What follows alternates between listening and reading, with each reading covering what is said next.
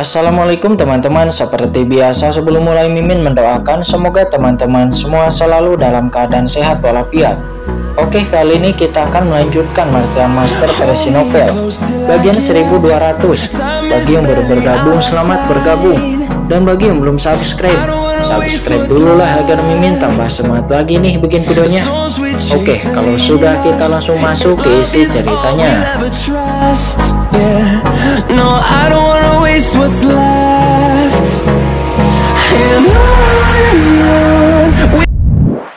Ini juga di penjara.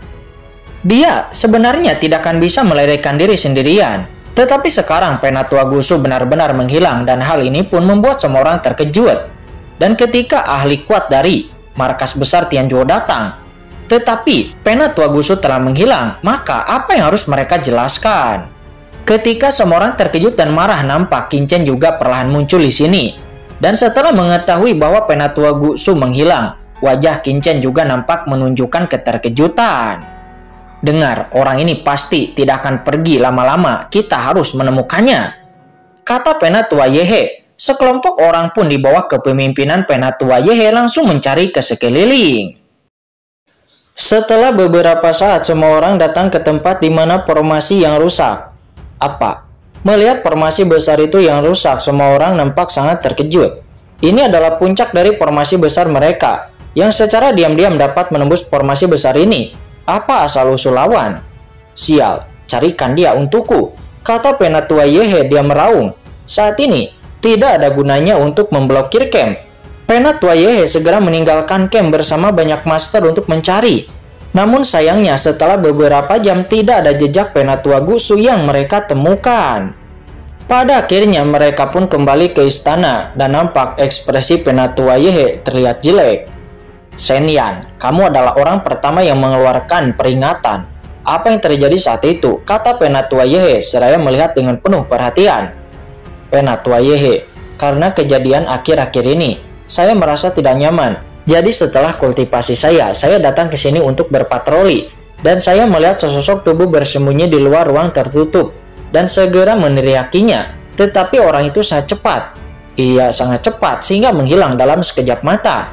Kata Yang Mulia Mantra. Dia menjelaskan kepada Penatua Yehe. Apakah kamu yakin hanya ada satu orang dari pihak lain? Kata Penatua Yehe. Dia sepertinya menemukan kunci dari masalah ini. Ya, benar Penatua Yehe, kata Yang Mulia Mantra. Dia mengangguk. Penatua Yehe mengerutkan kening karena dia merasa aneh. Jika seseorang telah menyelamatkan Penatua Gusu, maka itu pasti dua orang, bukan satu orang. Meskipun Penatua Yehe bingung, Yang Mulia Mantra lah yang mengetahui pelarian Penatua Gusu. Namun Penatua Yehe berpikir bahwa tidak mungkin untuk Yang Mulia Mantra yang mengkhianati Tianjuo. Jadi siapa itu? Kata Penatua Yehe. Selanjutnya Penatua Yehe mengajukan pertanyaan. Setelah Yang Mulia Mantra, Penatua Tianxing adalah orang kedua yang tiba. Dan seharusnya tidak ada masalah dengannya. Dan belakangan sesepuh lainnya juga datang. Dan di antara mereka Qin Chen datang paling lambat. Meskipun masuk akal bahwa Qin Chen adalah yang paling mencurigakan, tetapi identitas mata-mata Penatua Gusu diungkapkan oleh Qin Chen.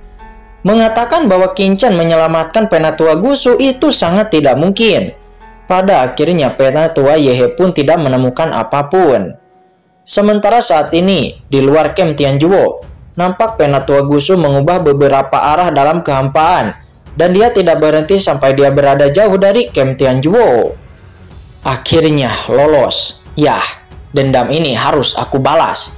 Ras Iblis telah memintaku untuk memantau jejak Qin Chen itu.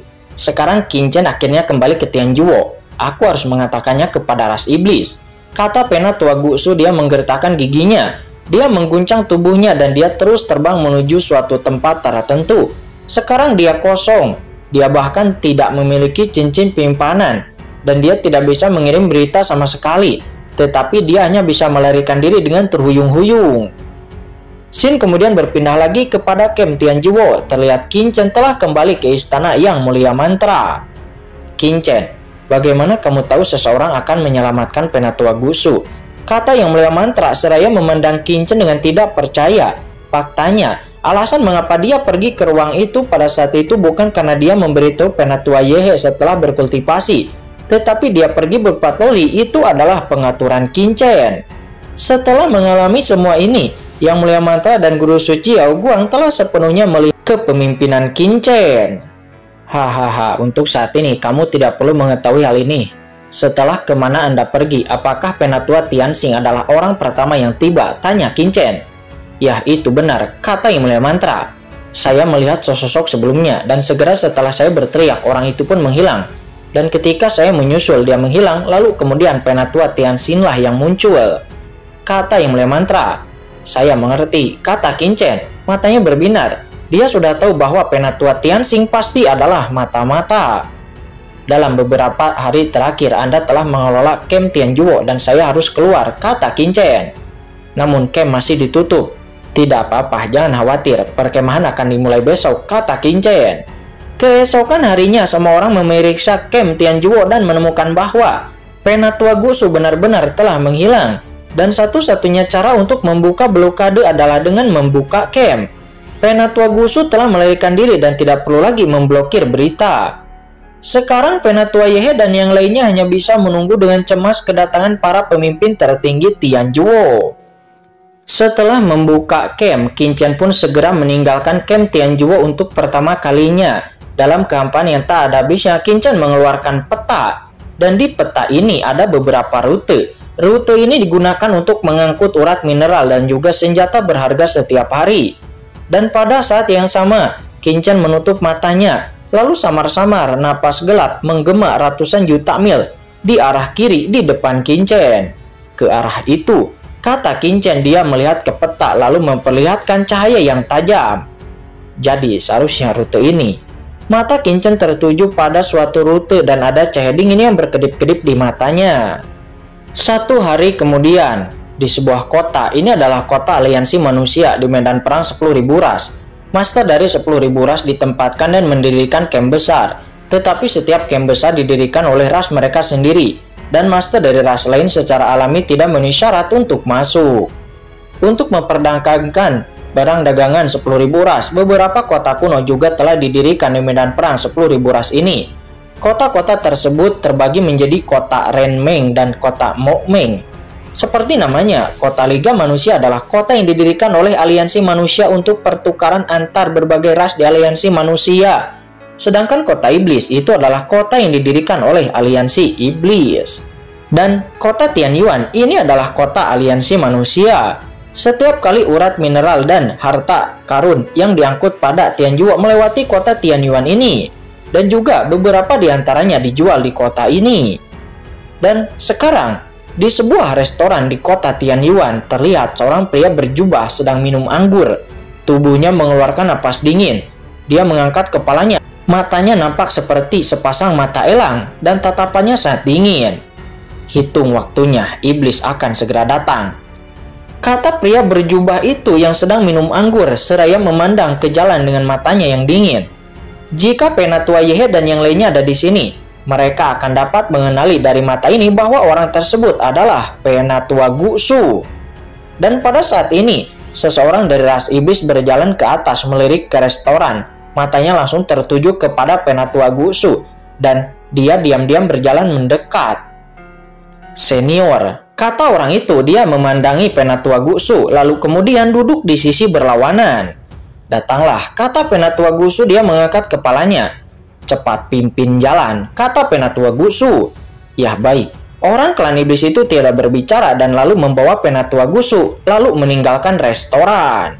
Dan setelah mereka berdua pergi, nampak sesosok tubuh diam-diam muncul di luar restoran. Ini adalah seorang pria muda. Pemuda ini cukup tampan dan jelas itu adalah Qin-Chen. Orang-orang dari ras iblis. Apakah ada orang di ras iblis yang berkolusi dengan ras iblis? Kata Qin-Chen, dia berkata kepada dirinya sendiri, matanya bersinar dengan cahaya dingin. Qin-Chen, kamu benar-benar memilikinya. Pada saat ini, leluhur naga tiba-tiba berkata, menggunakan kekuatan kegelapan untuk mengunci posisi Penatua Gusu. Apakah Anda ingin menemukan sarang iblis di sini? Kata leluhur naga Hong Huang. Ternyata Qin-Chen sebelumnya berpura-pura dia menggunakan kekuatan kegelapan untuk menyembuhkan Penatua Gusu waktu itu. Namun nyatanya hal itu, Qin-Chen telah meninggalkan aura khusus di tubuh Penatua Gusu. Kekuatan kegelapan Qingchen berasal dari kekuatan keluarga kerajaan kegelapan.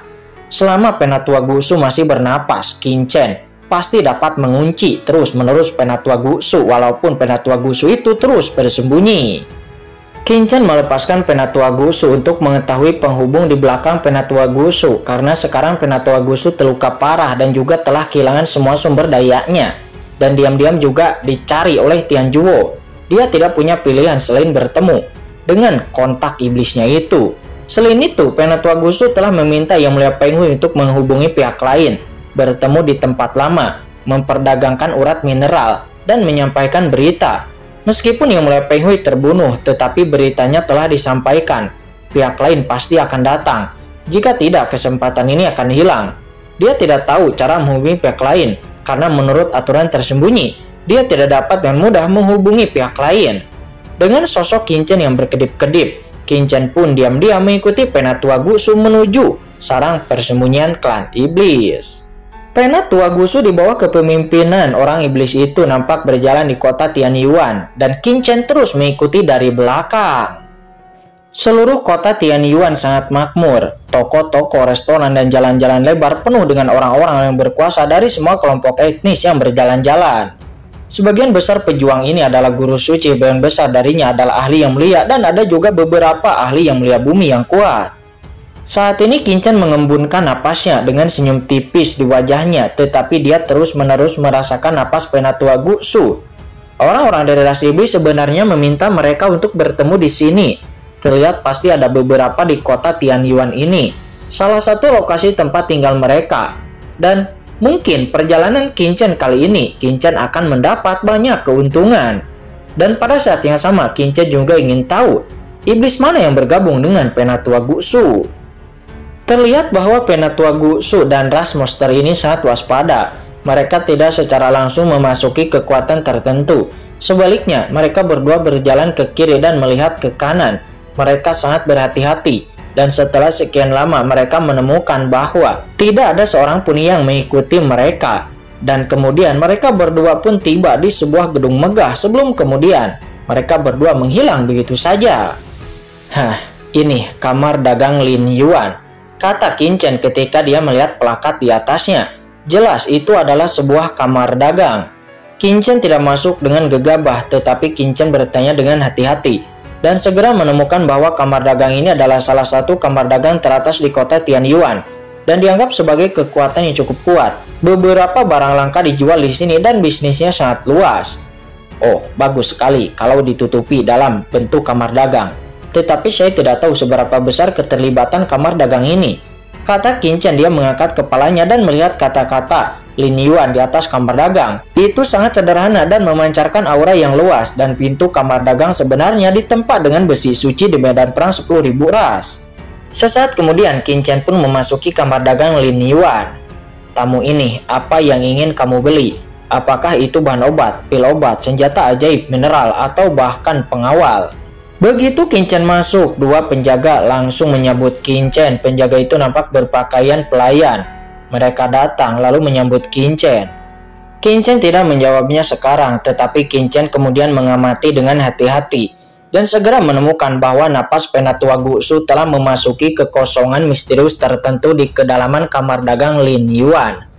Kekosongan ini sangat rahasia dan tidak terduga. Bahkan aura keluarga kerajaan kegelapan di tubuhnya telah menutupi sebagiannya, dan jika digantikan oleh kekuatan biasa, dikhawatirkan tidak akan terlihat sama sekali. Kamar dagang Lin Yuan ini cukup lumayan, gumam Qingchen. Apakah Anda memiliki tempat rahasia untuk berkultivasi tingkat tinggi? Saya ingin mencari tempat untuk bersantai, kata Qingchen dengan ringan kepada penjaga itu. Tentu saja ada, senior, silahkan ikut dengan saya, kata penjaga itu. Kamar dagang Lin Yuan ini melakukan semua jenis bisnis, dan ada juga ruang untuk berkultivasi. Segera, penjaga itu pun membawa Qingchen ke ruang misterius di kedalaman. Di sini, roh mulia yang mengepul tetap ada, langsung menyegarkan. Pasti ada pena suci tingkat yang mulia di sini, gumam Qingchen.